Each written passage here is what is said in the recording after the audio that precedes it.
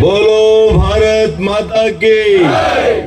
मान्य नरेंद्र मोदी जी ಅವರಿಗೆ, ಮಾನ್ಯ ನರೇಂದ್ರ ಮೋದಿ ಜಿ ಅವರಿಗೆ ಎಲ್ರಿಗೂ ಕೂಡ ಇವತ್ತು ಏನು ನಮ್ಮೆಲ್ಲರ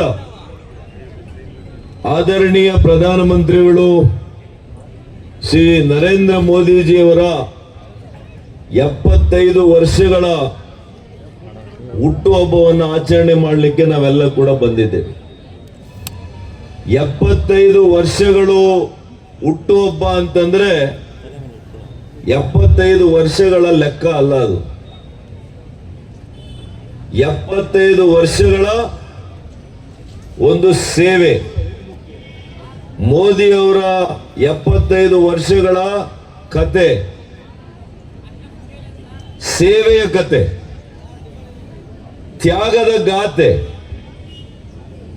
ನಮಗೆಲ್ಲ ಕೂಡ ಜನಸೇವೆಯ ಮಾಡುವಂತ ಒಂದು ಪಾಠ.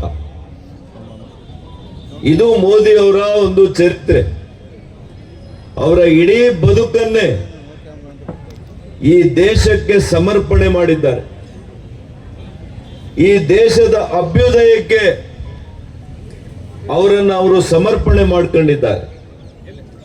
ಅದಕ್ಕೆ ನಾವೆಲ್ಲ ಕೂಡ ಇವತ್ತು ನಮ್ಮೆಲ್ಲ ಮುಖಂಡರು, ನಮ್ಮೆಲ್ಲ ವಿದ್ಯಾರ್ಥಿಗಳು, ನಮ್ಮೆಲ್ಲ ಯುವ ಶಕ್ತಿ ಈ ದೇಶದ ಉಜ್ವಲ ಭವಿಷ್ಯ.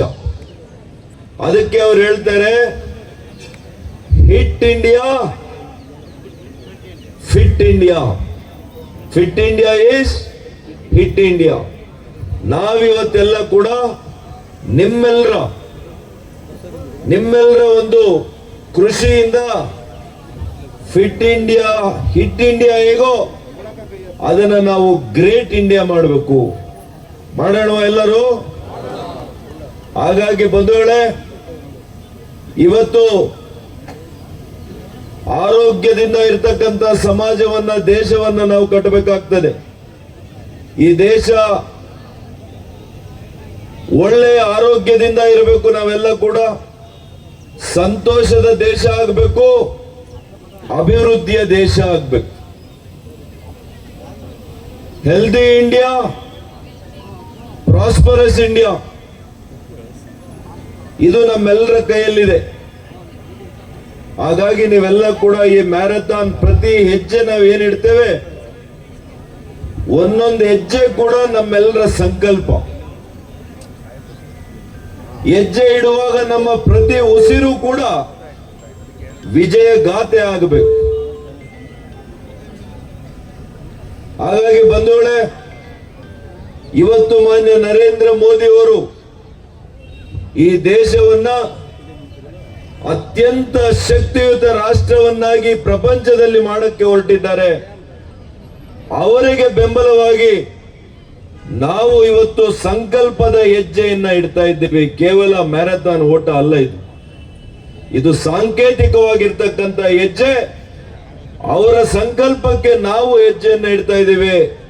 ಆ ದೃಢ ಸಂಕಲ್ಪದ ಮೂಲಕ ಶಕ್ತಿಯುತ ದೇಶವನ್ನಾಗಿ ನಿರ್ಮಾಣ ಮಾಡುವಂಥದ್ದು ನಿಮ್ಮೆಲ್ಲರ ಸಂಕಲ್ಪ ಅಂತ ಈ ಭಾವನೆ ನಾನು ಮಾಡ್ತಾ ಇದ್ದೇನೆ.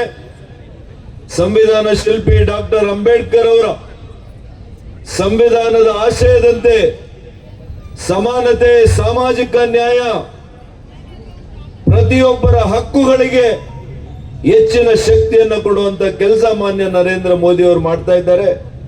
ಅದಕ್ಕೆ ಇವತ್ತು ಸಾಂಕೇತಿಕವಾಗಿ ಈ ಮ್ಯಾರಥಾನ್ ಓಟವನ್ನ ಕೂಡ ನಾವು ಬಾಬಾ ಸಾಹೇಬ್ ಡಾಕ್ಟರ್ ಅಂಬೇಡ್ಕರ್ ಅವರ ಪ್ರತಿಮೆಗೆ